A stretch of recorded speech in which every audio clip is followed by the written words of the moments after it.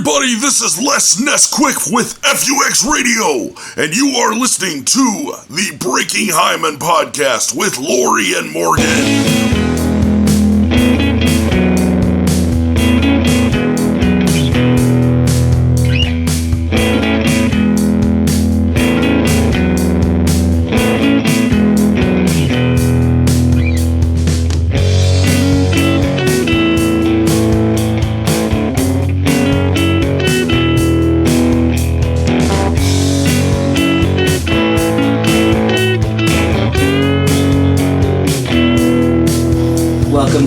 Faces for Radio podcast.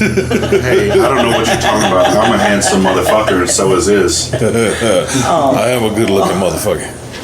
That's why you got all them kids. Secondhand. Oh, man. That's how she was like, oh, you so pretty, come home with me. So I'm going to do the intro real quick. This is the Breaking Hyman podcast with Lori and Morgan. Our guest is Ismael Mosqueda. Or Ismael. Ismael. How you doing today? Or as he's known affectionately. I'm good. How are y'all doing? Oh, can't complain. I'm fantastic. I got the day off work tomorrow. So. Yeah, me too. Listen, I got something to say about that. Lori's gonna... There are no black people in this room, and I call bullshit that everybody gets Juneteenth off. We've been over this, honey. You are not black. I'm sorry to be the one to have to keep telling you. I thought your wife would have.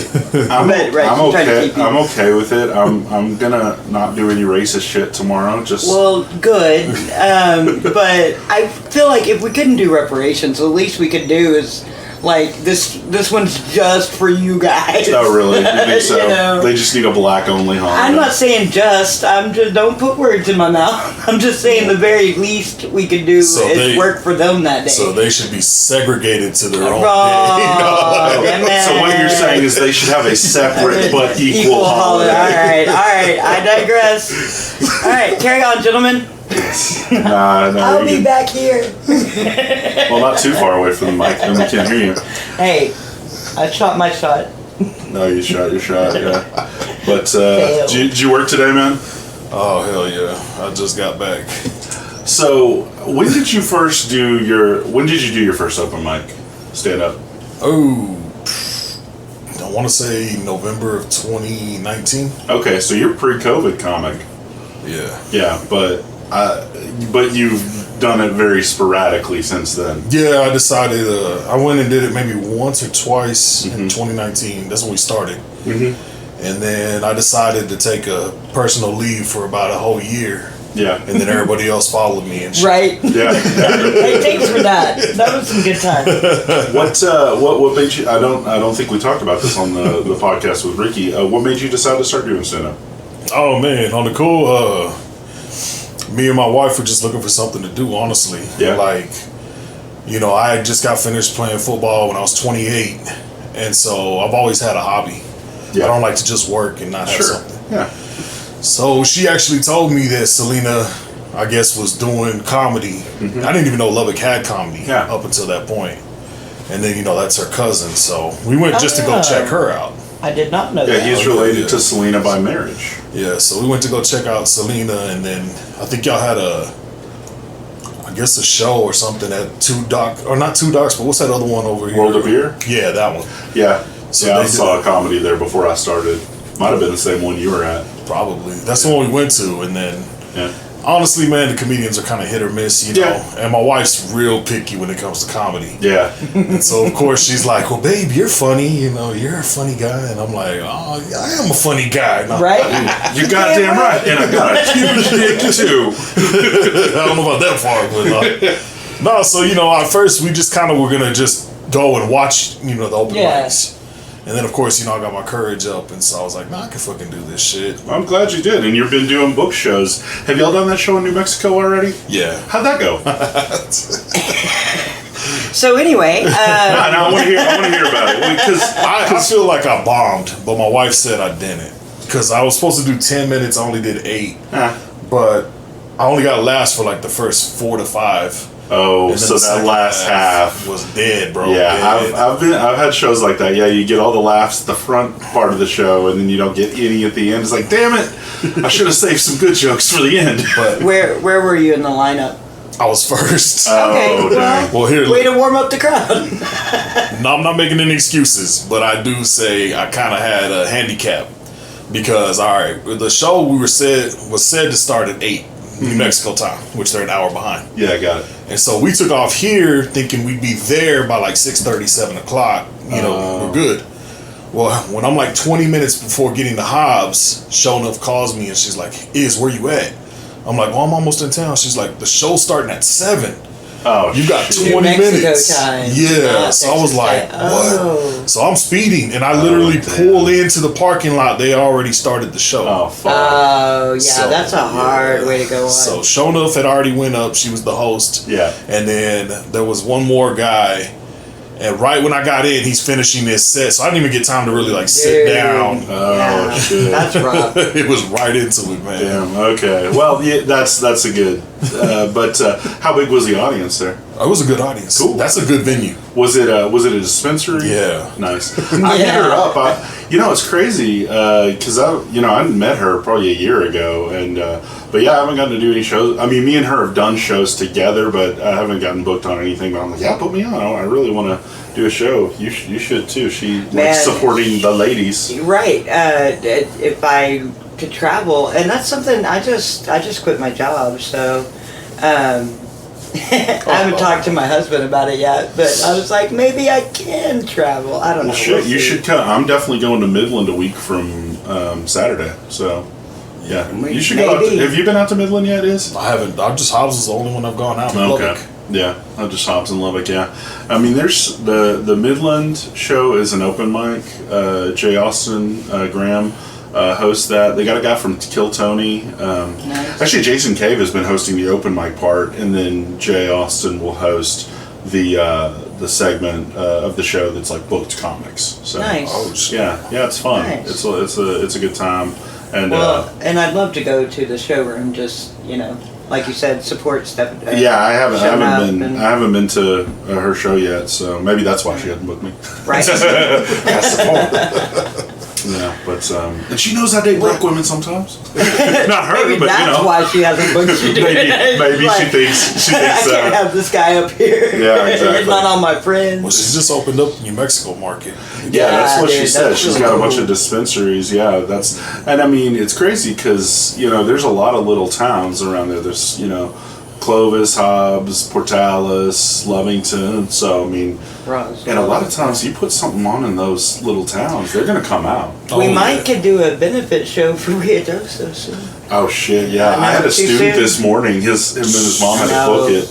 Yeah, because they had to get out of there so they could, family with a cabin up there, and it's, Shit. It's not pretty. Yeah. What... I'm sorry, Morgan, you probably already knew, but I didn't. You said you just finished football when you were 28? Yeah. I finished playing football when I was 28. Where? For Lubbock. I played semi-pro. We have a semi-pro football team? I don't know if we still do, but we did. Okay, it was just you? I played by myself. Undefeated. We're the Lubbock World Champs. Nah, we had, so... When I was playing, I was 24 to 28. We were playing for a league called the MPFL, Minor Professional Football League. And so it was based out of Texas, and it had 4 divisions, 28 teams altogether.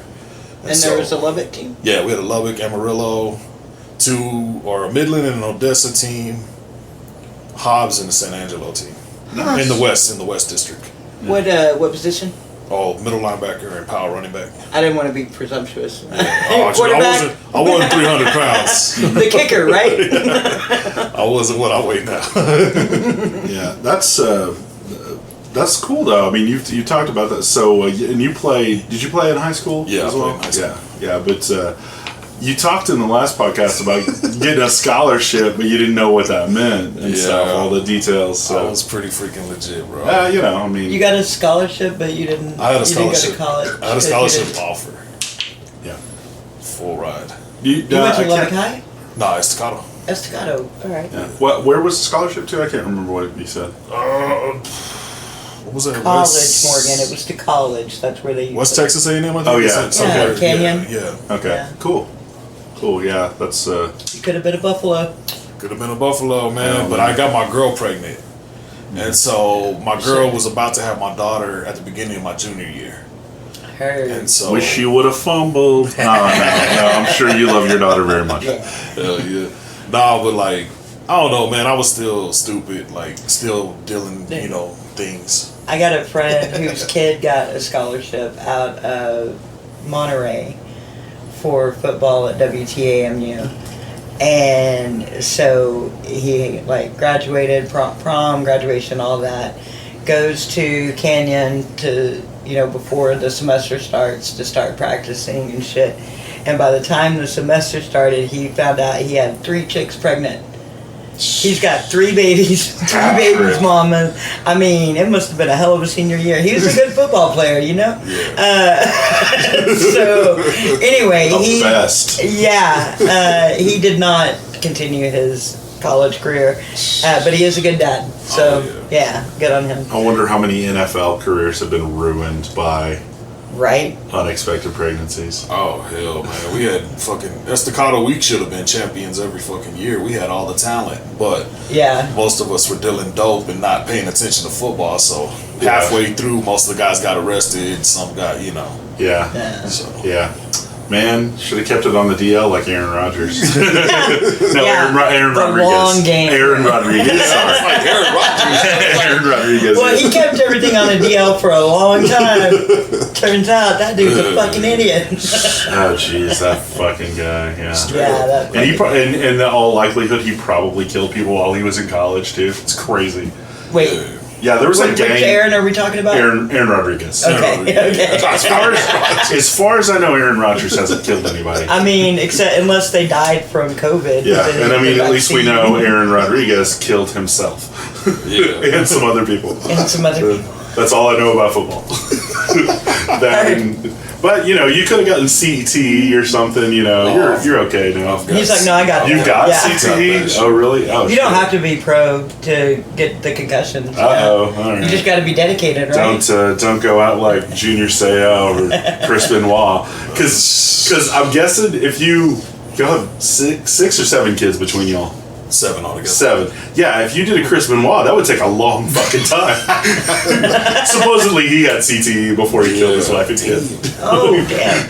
All right. See, you do know football. That's wrestling. That's pro wrestling. That's wrestling. Oh, yeah. All those fuckers have CTE too. Yeah. All them headshots with the chair. Yeah, no kidding, man. And no helmets either. Can you imagine getting that kind of body damage to play make-believe? Like, I mean, they do get paid a lot of money if they get to that high level. Not like NFL players. Yeah, no. Yeah, but look, I got all the body damage and I didn't get paid shit. Right, right. Yeah. Do you have any knees, bad back? I got no cartilage in my knees. Damn, dude. And then I've got ripped hands. I fractured my collarbone. I got knocked out who knows how many times. Well, you'll get that comedy career going, man. You'll get that comedy career going. Dude, now I'm starting to understand how she got you though. Like, you're probably slow and easy to trap. It's like, all I gotta do is get him to sleep over one time. By the time he gets out of bed, we'll be married. I'm gonna get this fucker to help me take care of my 6 kids. He can't run away. Right?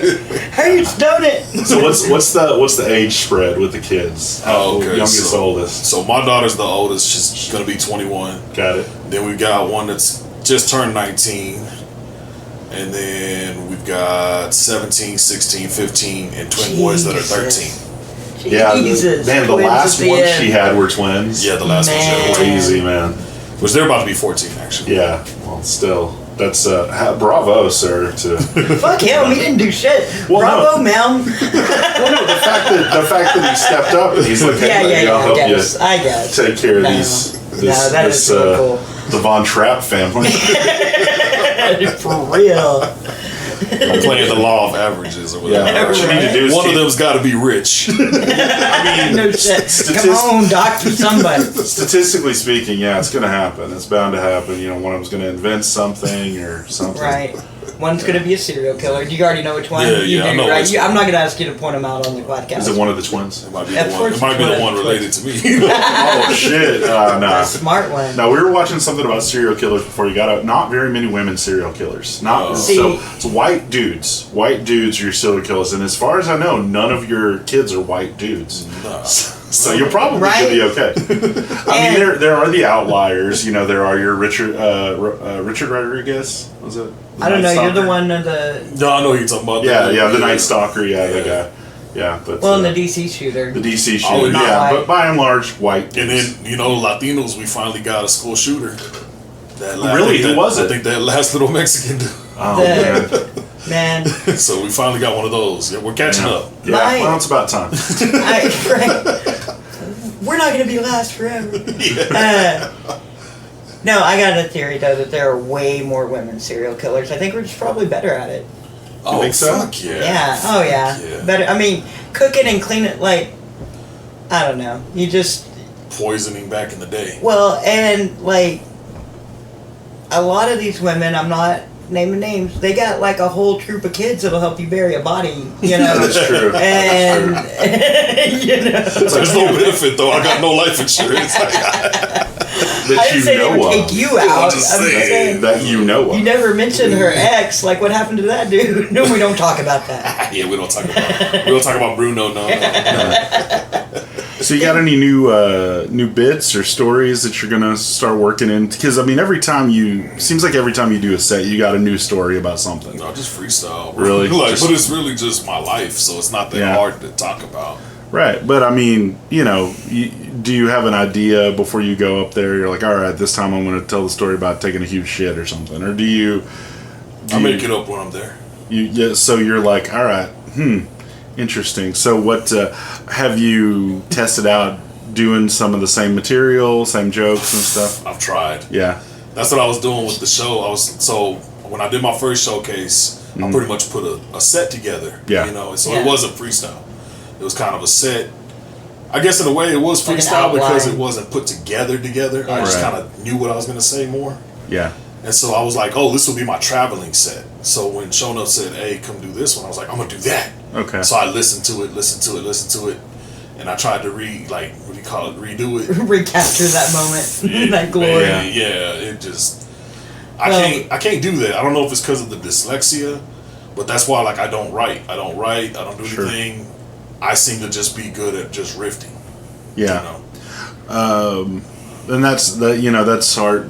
When I'm hanging out, Chris, I'll say something funny off the cuff, and Chris Heist will be like, "Dude, say that, right? Dude, say it exactly like that." Yeah. And I'm like, what did I say? Yeah. I don't know. And also he's very generous, with his, assessments of your, of at least my comedy. Yeah. But yeah, and I'll catch him, we'll be, doing stand up or karaoke or something, and he'll say into the, his audio recorder on his phone, he's like, fuck pussies or something like that. Something he thinks is funny.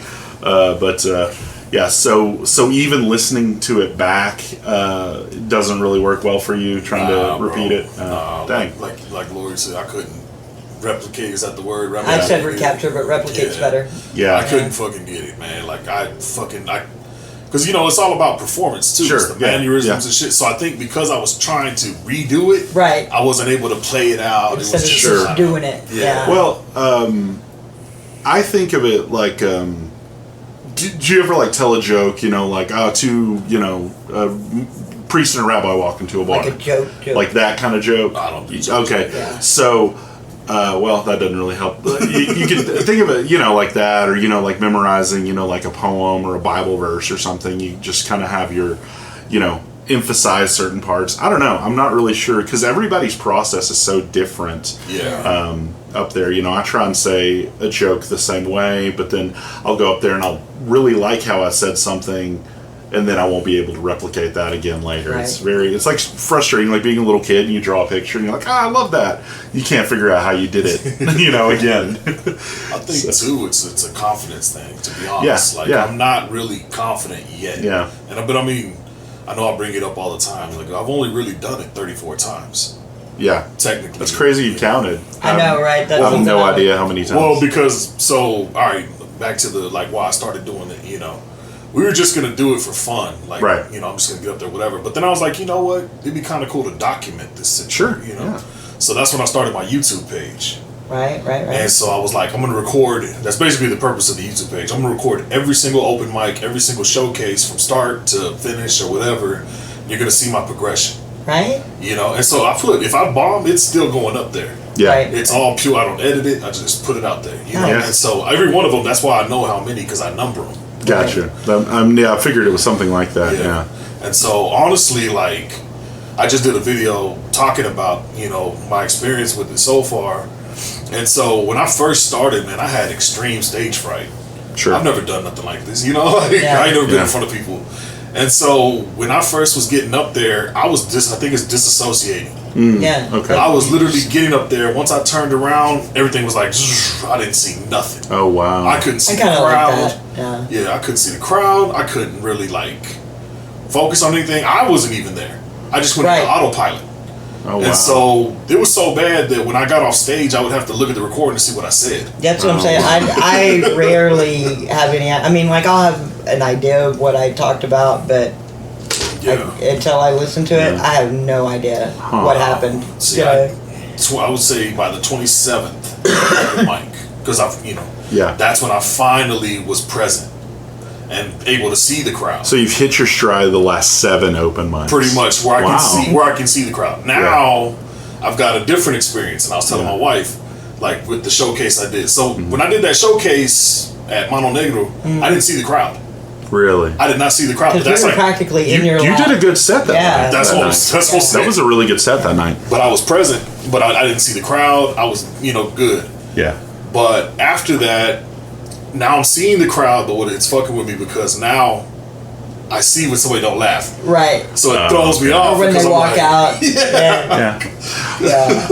Well, if anything, and this isn't anything that I have necessarily encountered, because I'm kind of viewing the whole crowd. But when you're doing that, maybe find a couple people in strategic spots that are laughing and look at them. Nick Russell, that fucker ain't going nowhere. He's gonna sit there. Him and Ice, they're gonna be right there. Wherever they are, that's where they're staying. So there's. I don't know what's going to work for you but the fact that the last 7 open mics you've done, you're more aware of the audience. That's great. That's a huge step. Yeah. Do you have anything else coming up on the horizon? Any more shows? Nah, I've been asked to do a couple of them, but you're doing the thing on Saturday. The open mic or the live with live podcast. Rattlesnake. And have you were you on his podcast already? Yeah. Has that episode come out yet? Nah, yeah. Okay, I didn't think so. Nah, he hasn't put it out yet. Oh, okay. Yeah, Roy's always got 3 or 4 in the can at least. It seems like, so he's always got stuff to release. Nice. But he's had a lot of the comics on at this point. But it's a lot of fun. We'll need to have him on here at some point too, because he's an interesting guy to talk to. Yeah. So I've got one in July though that I talked to Roy about. Cool. I'm gonna do a one-on-one with my mom. Oh, nice. Yeah. So my mom she's always wanted to tell her life story. Oh, okay. And so I told her, I said, this would be a cool thing for her to kind of do. It's probably going to be just for us. Right. I'm kind of excited to give her that. But you're going to do it in his studio? Yeah. Oh, cool. Okay. With them and everything. So. That's a real cool thing to have. Yeah. That'll be cool. Let her tell her story. Yeah. Interesting. Was your dad in the picture? Nah, growing up? Again, your Italian dad. That fucking gabagool took off on me. Fucking douchebag. I guess my mom. He's half Italian, half Mexican. So, how many siblings do you have? I've got 4. You've got it's me and 3 others. So I'm the oldest.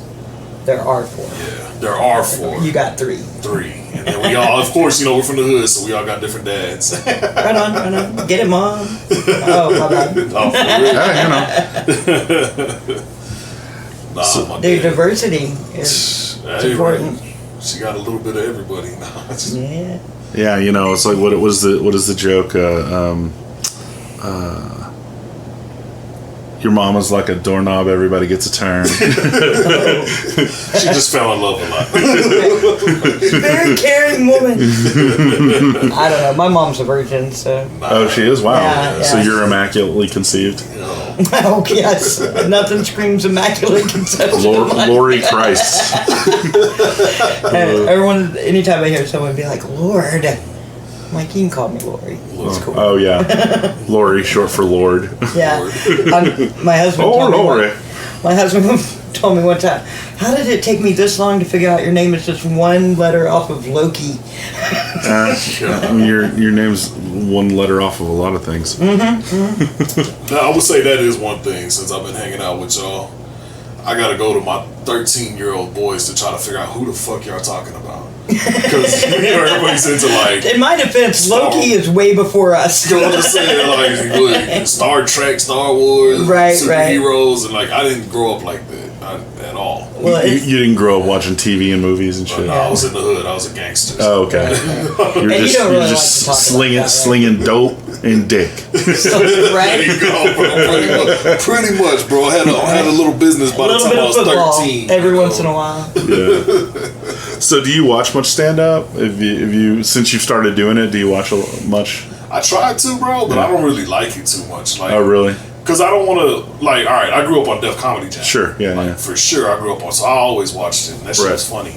But now, like you said, now that I'm doing it, I try not to, because I don't want to be not intentionally stealing, but you know what I'm saying? Yeah, like influenced by that stuff, yeah. I got you. Be like, oh, this was because of this. Yeah, I just keep waiting for someone to be like, that's not yours. I'll be like, my bad, I didn't. Well, and there's so much parallel thought. I mean, there are jokes that are dead on, like, oh, that's somebody's joke, but then there are premises, like everybody's got a joke about, eating ass. Everybody's got a joke about, like a lot of comics have jokes, like, oh, these are my pronouns or whatever, like everybody had, not everybody, although you said one of the funniest fucking things I've ever heard. Oh, shit. Oh, God. You gotta remind me. You said it was a Cafe J. You were making fun of somebody from New York. It's like, I identify as a non-binary lasagna. Oh, that fucking cracks me up. Non-binary lasagna. I don't even know where the fuck that came from. That was hilarious, dude. I don't know why. That just got the whole crowd. That got the whole crowd that night. That's some stoner shit right there. I mean, that's some shit that I'm having to learn, bro. Oh my god. Like, are any of you got all the kids? Or any of them on the LGBTQ spectrum?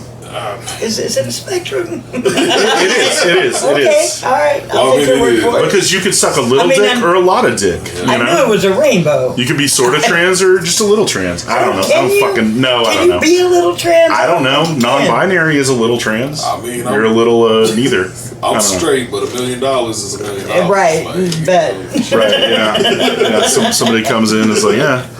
I mean, just because you suck a dick doesn't mean you're not straight anymore. Speaking of wrestlers, who was the guy at the million? Oh, come on, you know who I'm talking $1 Million Man? Ted DiBiase? No. No. More clues. Right. Everyone has a price, and he would like make a show about like paying other wrestlers to like change sides in the ring. I think that was the $1 Million Man. Okay. Yeah, sounds like his whole thing was like he has like money. That didn't need that. There needed to be one more syllable or something. $1 Million Man, Ted DiBiase. All right. And then he did tag team with this guy. His name was IRS. Oh yeah. Irwin R. Shyster. Oh my God! Yep, that's what I'm talking about. Which Shyster is kind of anti-Semitic. That's like that's a term for a crook, a disreputable Jewish. Yeah. Because I'm pretty sure the word is Yiddish. Yeah, definitely. Yeah, it's Yiddish. Because I remember from the movie. I want to say Enemy of the State with Will Smith. They call him a shyster, and he's like, no, you mean an eggplant. An eggplant is what you call a crooked black lawyer. Shyster is what you call a crooked Jewish lawyer. I'm like, oh wow, never knew that. I did not either. So you call him Baba Ganoush. I feel like we need that rainbow. The more you know. Exactly. Da, da, da. The more you know. I don't know why I remember that, but yeah. And I'm sure Erwin R. Shyster wasn't even Jewish. I bet that was his real name. I don't think that was his real name. Yeah. Yeah, you didn't watch WWF back in the day? This was 80s, man. That was 80s, 90s, yeah. He was thug life in it. I watched the Attitude Era. Oh, yeah, Attitude Era, yeah. Attitude Era. So The Rock, wrestling. Cold, and all that was a little after I stopped, because I was like 12, 13, and I'm like, this is kind of like for little kids. My dad took me to see you remember the Municipal Coliseum, the red dome that they tore down over on Tech Campus? Yeah. My dad, when I was 9, he took me to see it was like Hulk Hogan, Undertaker, Ric Flair. I think Papa Shango was there. It was crazy. I watched wrestling like when the Von Erichs would wrestle in Lubbock all the time. Yeah, that would have been like probably more early the 80s. I think I would have turned 9 in 1991. So I think it was for my 9th birthday. You're okay, whatever. I was pretty much homeless during that time. Right. Yeah, no TV. You had TV? I had no TV at all. Yeah. The one you were carrying under the arm. So what was life like for little Iz? Were you funny back then? Were you always cracking jokes and stuff? Nah. You're pretty serious. No, I wouldn't say serious, bro, but I mean, wasn't lot to laugh at. The environment I was in, it wasn't a laughy situation. Right. Because I talk about the comedy, like, I'm gonna be honest in that shit. Like, seeing people get shot, stabbed, you know what I'm saying? Yeah. Like, beaten. So literally. Yeah. Oh, damn. Okay. Oh, East Lubbock was fucking a war zone. Oh, well, yeah, no, I've heard stories, but that's crazy that you saw that, witnessed that yourself. It was that. Yeah. Where that? Right? Yeah. It was bad. Anything from you've done, University East was bad. Yeah, I mean I've never lived east of. No, I have lived east of University once, but it was like on 80th Street, so it's still pretty far south, so it doesn't really count. North side, man. I'm pretty honest in my comedy, man. That's why I said like it's not too hard for me right now because I'm not really making jokes. I'm kind of just talking about my life, telling your stories, you know, and so I can make that funny because I think now, like, what do they call it? In hindsight, that shit is funny. I can look at it and be like, oh, there's some funny situations. Once you live through it, it gets a lot funnier. But I mean, like, I'm honest, like, shit, I was almost murdered as a child and shit, like, all that shit, man. Was it who almost murdered you as a child? Some fucking crackhead. Don't say it on our podcast. I know. Okay, dude's like, what were you, 38? 38, yeah. 38. I think the statute of limitations is over for somebody trying to murder him. That person's probably dead now, too. This is why we recorded at your house. That got away with it, too. Yeah, damn. We were fucking... My mom was... What do you call it? Maybe 19, 20. She had... I was only 2 years old. Damn. And so she was a single mom living in a house and, like, some crackhead broke in. And I remember, like, it's crazy because it's the oldest memory I have. Wow. And my mom so it's like your first memory. Yeah, my mom's like, you were 2 years old, how do you remember that? I was like, I don't fucking know. It left an impression. Yeah. And that's the one where I talked about. Yeah. She tried to put me out the window. So, like, this dude broke in basically at night. So I wake up and my mom's fucking, like, it's pitch dark except for the moonlight coming through the window, and I hear my mom screaming down the hallway. Good God. And she's holding a broom and she's just like, I don't know what she's saying, but she's yelling. And so my mom said, I looked at her and I'm like, hey, shh, go back to sleep.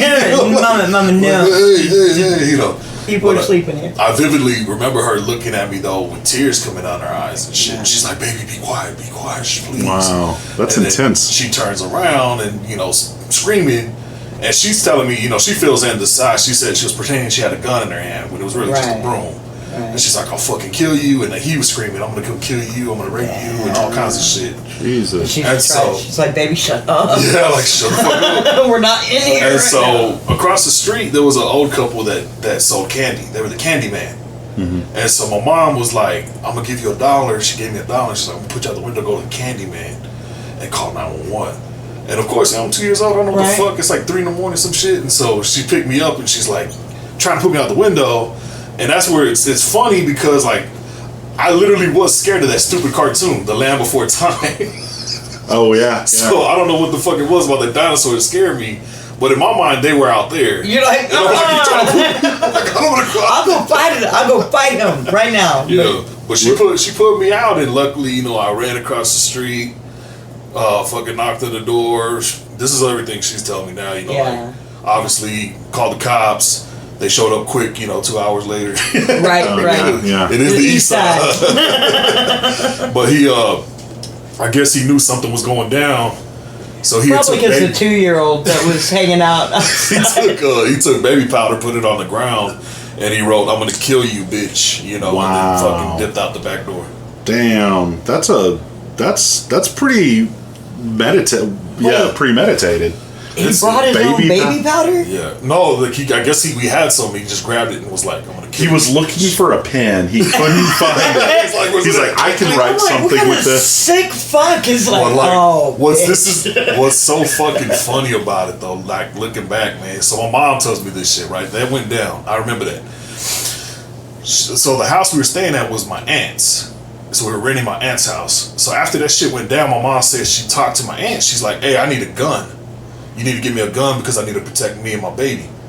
And rather than getting a gun, my cousin was like, "Well, I know this guy who just got out of prison that needs a place to stay."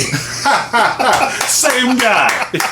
Right. No, Mama, you don't need a gun. Well, not only did you need a man. Not only did he just get out of prison, he got out of prison for a murder. So, I mean, was it his old lady he killed? Nah, it wasn't maybe? No, it was a small child. Right. I'm not going to get into specifics because, you know, but my mom said that my aunt literally told her, "Well, he's killed before, so he can protect y'all." Yeah, you know, he's like one of those pit bulls. He only kills people you sick him on. But check game, man. Wow. So he moves in with us, and then that ends up becoming my little brother's dad. Right. Oh, I was going to joke that was little T. I was going to make a joke, and then him and your mom were happily ever after. Well, so he did hook up with your mom. He hooked up with my mom after several advances. And, security ain't free, man. How's your little brother doing these days? Oh, he's good. He's good. Never murdered nobody.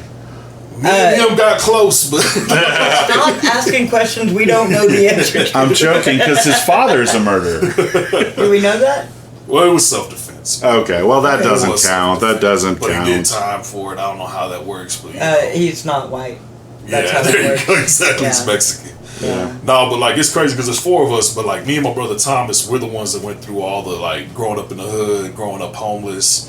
Because then between my little brother and sister, there's an age gap.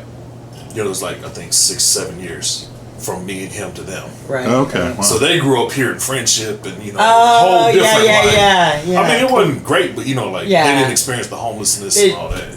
They didn't get passed out a window in the middle of the night. None of that shit. Didn't see the landlord get beat almost to death. And what's the age gap between you and? So 38. My brother Thomas is 34, and then I got my little brother Israel and Venus. Israel's 30, and Venus is gonna be 29. Okay. The youngest and the only girl? Yeah, like the baby's 4 kids over 9 years. That's not too bad.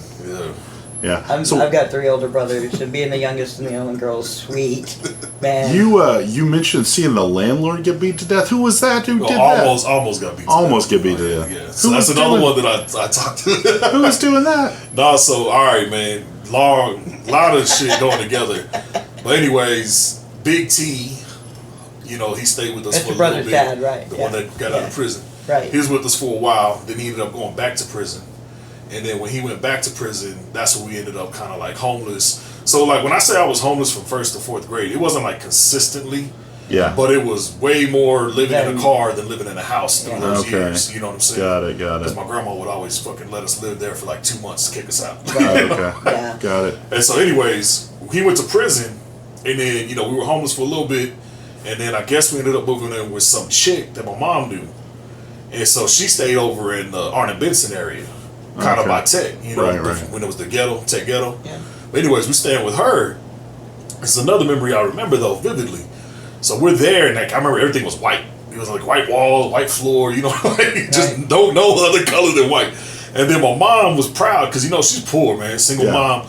So she was proud that she had just bought some brand new white towels from Walmart or whatever. She's like, I got all these brand new white towels. So we're just sitting there, man, and all of a sudden you hear somebody fucking screaming, "Help! help, help, you know, and so we're like, what the fuck, you know, we look out the window, and there's this old white dude getting beat the fuck out of by 3 black dudes with, like, pipes and shit. Oh, Jesus. Shit. Like, just fucking beating the fuck out of them. So my mom and her little homegirl, they grab knives, and they're like, we gotta get out there, you know, we can't let this dude die. Right. So they jump out there, and when they jump out there, them dudes are like, man, get the fuck out of here, bitch, you know, blah, blah, blah. Nothing to do with But then they were like, man, fuck it. So they got off. So my mom and that girl saved this motherfucker's life. So we bring him in, his fucking head is all like half off, like the skin and shit. Like, he was bleeding. So blood all over the fucking floor. All the white towels fucking bloodied out, man. Well, when they brought him in, they find out he's the landlord. Oh, Jesus. He's that girl's landlord. So anyways, you know, they called the cops on, went to whatever, you know, he was saved. My mom says not even a month later, that motherfucker comes back, knocking on the door, and they're thinking he's gonna be like, hey, thanks for saving my life. Yeah. He comes in and evicts us because we were staying with that girl. Oh, Jesus. Illegally. What an asshole. What do you think they already I'd have been here sooner, but I was getting the stitches and I was in a coma for a couple of weeks. What a dickhead. So, of course, I joke around saying we were out there with bats and fucking pipes looking for this motherfucker. Finish the job. Choke him out with those towels. Like, no wonder why they were trying to kill his ass. Give me some bleach, motherfucker. Next time, just, you know, look the other way. Like, you know, that's karma, though. We don't have to pay rent. The landlord's dead. Right. Those guys beat him to death. Yeah, sounds like he might have been deserved what happened to him. Yeah. He sounds like he wasn't the nicest guy, man. Jeez. I like it when pre-karma happens. And so we won't get into, you know, all your work history and stuff because we did that on the podcast with Ricky. But you talked about you did maintenance at a lot of like low rent, you know, kind of slummy type apartments. Did you see any? I know you said the one about, you know, all the old people that filled up all the buckets and stuff, but do you have any other crazy stories that you've seen from your time doing that job? Oh, hell. Let's see. What's funny or like crazy? Yeah. Funny is good. Funny is good. There's the funniest one that my wife thinks is hilarious. All right, I was almost raped by an old biker chick. Oh, okay. That is hilarious. And she was the spitting image of Lori. She was Well, the spitting image. we were talking with Josh about can a man be raped? So let's go, Liz. Okay, Tell us all about it. Okay, so you gotta remember, I don't look like this. You know, I'm not 300-some pounds. I'm still pretty much good in shape. You know, probably about like 20 at the time. You look 21. just like Enrique Iglesias. Yeah, big old Right. muscle-bound dude. You know. Football player. So I'm working maintenance, and this older chick, she's always hollering at me, you know, like, hey, cutie, hey, you know, come do maintenance. And I'm like, nah. So anyways, one day these motherfuckers, my bosses, you know, the higher up maintenance dudes, they're like, hey, you need to go do that work order in her apartment. And I'm like, man, y'all motherfuckers. So I go over there. How old are we talking? Is this woman? Well, okay, let's You're just say 20, you gotta so think I'm 21, so she's probably like mid 40s, late 40s. Yeah. Okay, so an old woman to you. But like, Yeah. you can tell when she smoked, like she wrinkled and like doesn't look good for her. We got it. Go on. You look good. No. I'd have been okay. All right. This one I wasn't okay. Right. All right. Fair enough. I'll take it. I'm gonna be honest. So is would fuck you is what he's saying. I will fuck you. That's not what he said. I just said it. Right. My husband will be here soon. Back She does like big Mexican dudes. Back then. Yeah. Oh, Okay. shit. When I was... Anyway, go ahead. My wife's gonna be like, what the fuck am I? Right. Whoa. I did not like that joke. Yeah. No, but you know, so I go in there. I ain't even lying. This bitch is waiting for me. Like she knew I was coming. I guess they set it up. She's sitting there in a fucking bathrobe, wide open. Oh, just no. fucking. I'm like, oh. I walk in. I'm like, hey. She's like, yeah, my AC's not working in the back bedroom. Oh, so it really smelled in there. Yeah, I was just like, oh, Really, all the way to the back, huh? So I went ahead and went back there, man. And when I went back there, I hear Oh, the front door. No. So I'm like, fuck. I go over there and I grab a filter because it's just a filter. And I start trying to walk back and she's in front of the door. She's like, so what's up? I'm like, nah. Like, I got a girlfriend.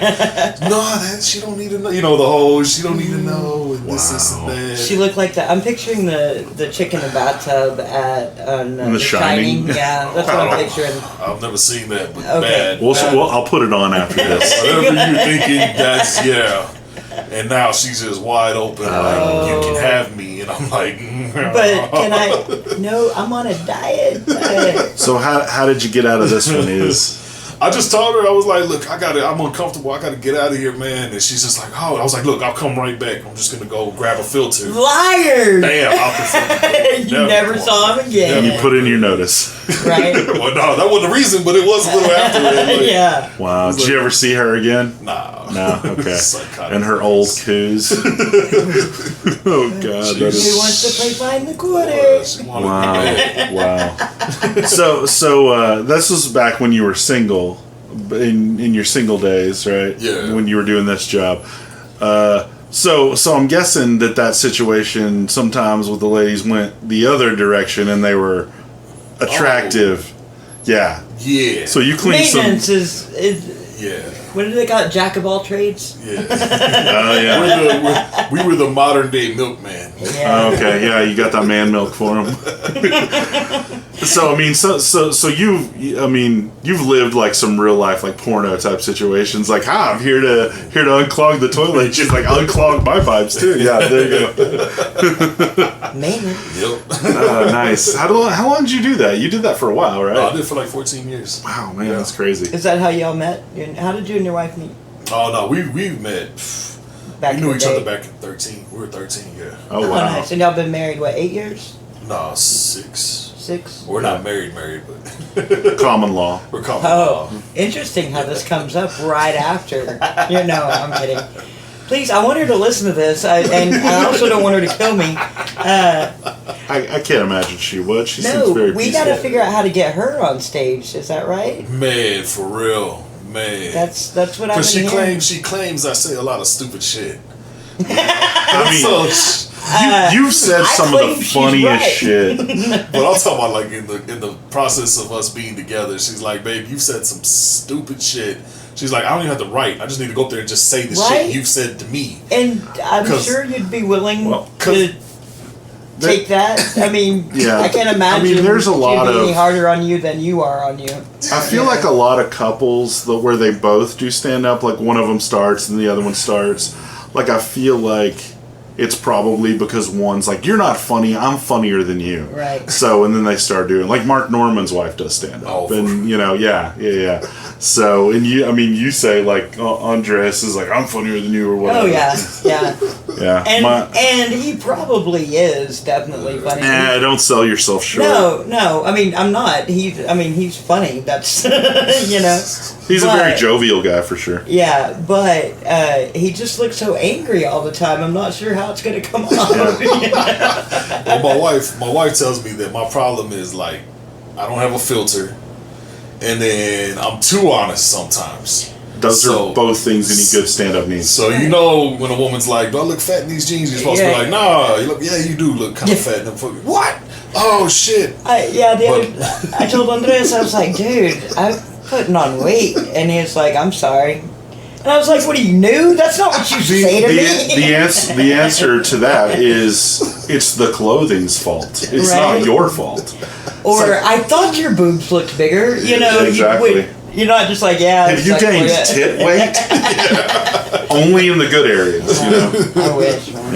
Yeah. You told me one time, did somebody tell you that they thought your voice was too deep for stand-up? I've been told that a lot. That's fucking stupid. I've been told that a lot. Yeah. Yeah, I mean, if Barry White did stand-up, it'd be hilarious. Dude, Isaac Hayes, I don't know if he meant to be as funny as he was. I mean, Isaac Hayes said some funny shit. Yeah. I mean, he was a Scientologist. Yeah. But I mean, he was hilarious. Hello, children. Like on South Park. He was great, the chef. Yeah. I don't know. Some people just, I don't know. I think I like your cadence. I mean, there's the non-binary lasagna shit, and then you said one. I mean, you've said so much funny shit. Yeah. But you had a bit about. I think it was like the first night you talked about the first night you and your wife were together, and you say, yeah, and then we spent all night sucking each other's titties. Yeah. that cracked me the fuck up. Sucking each other's titties. So, god damn it, that was good. Your set the other night about, when you were talking about y'all's first night together, that shit was so good. So well delivered, and and your physical comedy was good, getting all. Yeah. That's looking all, what's the word, like Well, it's with the deep voice and everything, and you being a big dude. I think it's the unexpected stuff you say, just the outlandish shit. I mean, I don't know, the juxtaposition. I really enjoy that. So it's I guess defying expectations of like, oh, we assume we know what this guy's going to be about, and then you're absolutely not at all. Right? Yeah, you're very confident in your. Well, and just silly. You say just some really fucking silly shit, which is hilarious. I love it. I think I told my wife, I was like, because like I told you that my number 7 is like, now I would say it's my second best. Yeah. And then my first showcase was my best. Yeah. That was really good. Hey, that's great. Both of those were in front of crowds. Yeah. So I told my wife, I was like, I wonder if because I'm in front of a crowd, I get like, what do they call that shit? Like your performance kicks up. Yeah. Unintentionally. Yeah. Yeah. And get your game face on. And I mean, maybe. See, I don't have any. I've been walking around my whole life just looking for something to perform. Because I can't sing, I can't dance, I was not an athlete, and so I don't have any, like, Morgan, you performed before you did stand-up. Music and stuff. Like that. And so, yeah, no doubt that, like, your training as an athlete and stuff probably comes into play. It's like if it's the big game, it's more intense, the eye of the tiger. You gotta fucking just do right? it, Yeah. Like I said, this last one though, I can't say that. Like we had a good crowd, and they just. Well, I mean, showing up, getting there, not knowing the start time and everything. That probably, yeah. But I mean, you'll have other opportunities and stuff. But I'm looking forward to the show on Saturday. I think some of us, and I don't know if Chris Heist isn't on it anymore because he's not. His name's not on the flyer, and I know Roy was wanting him to. You've talked to the guy enough. He does not want to do anything he doesn't want to do. Yeah. Because, Roy was saying, he's like, we want to put you in a robe and you'll be like a... And he's like, no, I don't do that. I don't do that. Yeah. He's like, I'll just be in my own clothes. You guys can do the robe thing. It's, he's very much like... very rigid in his the way he presents himself, but that's his thing. I like Chris, man. I love Chris. Yeah. Since I've been doing comedy with you guys, man, like me and my wife are a little different. Like my wife is more hard to win over. Sure. You know what I'm saying? Yeah. For me, I love every one of y'all for sets. Like I find I guess it could be like football. Like when I played middle linebacker, you had to find the strengths of each player. Sure. Right. And be like, okay, you're good at this. Yeah, we've got it. There's several different. Comic styles. And so I love it. Every single one of them. My wife though, she's like, I don't get it. Right. Yeah, and there's other, there's nobody that does stand up here in Lubbock that's been doing it for a while. I mean, there are people that'll come and do it once or twice, and I'm like, that's dog shit. But people that come out and become part of the group, and they don't have to necessarily hang out with us and stuff afterwards, but a lot of us do hang out. And I couldn't wait to get in. I like there's nobody that I don't like. Everybody's got their own kind of vibe, and it's I don't know, we have a unique group of people here, and I think it was Heist maybe that said the best thing about doing stand-up is hanging out with other stand-ups, because the people I loved the most hanging out with my whole life when I was younger, just people that'll fucking make you laugh. This kid Nick Crump that I used to hang out with made me laugh, and he would just say stupid shit, but it would make me laugh like nobody's business. And that's kind of what we have in the stand-up scene, that people that just fucking make you laugh like crazy. I think what I like, man, what I've learned with comedy and hanging out with you guys is I like this part of my life better than any part of my life. Nice. Because especially parent, right? No, exactly. Now I told my wife, when I was growing up, man, I never felt like that was really me. Right. I was playing the part I needed to play to survive the environment. Mm-hmm. And now, she's always saying I act childish and stuff, but it's in a goofy way. Right. You know what I'm saying? It's back in the not day. Not in an immature. Back in the day, I would have been Robin Morgan. Right. Yeah. Now I'm hanging out. Okay, give me back my guitar. Fuck you, I'm taking this to the pawn shop. I would have been getting maintenance. But I think it's cool, man. It's cool. And vice versa, even with my kids, man. my little young teenage boys, they're innocent. You know what I'm Yeah. saying? Like I said, at 13, I was a whole Yeah, different type you were of person. grown. You know, Yeah. Different kind of 13-year-olds. Yeah. So they're the ones talking about like Nintendos and like That's awesome, all man. that shit. That's how you know you're doing it right. Well, yeah, I mean, the shit that you had to put up with and deal with when you were a kid, they absolutely are not at all. Which is cool that Yeah. you can, do that and then do stand up too. And have you can have the whole package. Yeah. You can have everything. Yeah, the whole enchilada.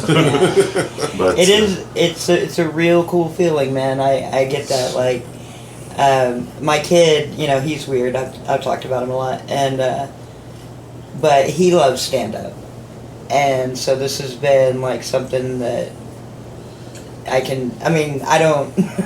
He doesn't really listen to my show. He won't have him listen to the podcast, which is fine with me.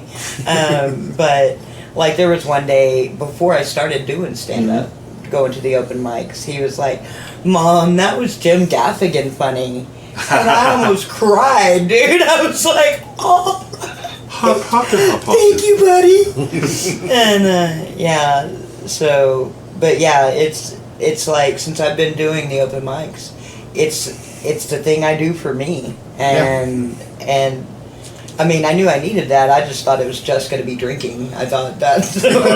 But, and you've definitely done some of that. Yeah. Well, you need things that work into your life, and as an alcoholic, this just fits right in there. Do you consider yourself an alcoholic? Me? Yeah. Yeah. Oh, really? Oh, Well, okay. because I'm a realist. Oh, okay. I drink like one. That's all I'm saying. Yeah, I gotcha. Yeah. Gotcha. So we're closing in on an hour. Do you have any final thoughts or anything you want to plug? Anything you want to share? Anything you want to talk about? I guess my YouTube page. All right, cool. How do they find you on YouTube? It's gonna be at Mr. Is WT. Mr. Is WT. Mr. At Is WT. All right, cool. MRISWT. Yeah, just all together. All one word. If you want to see in every single one of your stand-up sets is on there. Well, I missed a couple of them that I couldn't record. Oh, forget it. This Yeah. all this is going Damn, it's trash. all fucking The whole podcast. Do you post anything else on there too? on the YouTube page. Yeah. Nah, right now it's just that, man. Okay. You know, all right, like, cool. But Nice. I don't know. Eventually, I might grow it to something. It just depends what I plan on doing. Yeah. Right. Yeah, I've done a little bit of everything, I'll throw out, music, some sketch stuff, some me just talking about shit, so. Let me publicly say your theme song to the Fresh Prince of Bel-Air on ukulele was fantastic. Oh, well, thank you. That was I really played that good. last week at the Did open you? mic. Nice. Yeah. I'm gonna be honest, bro. I think that's your strength.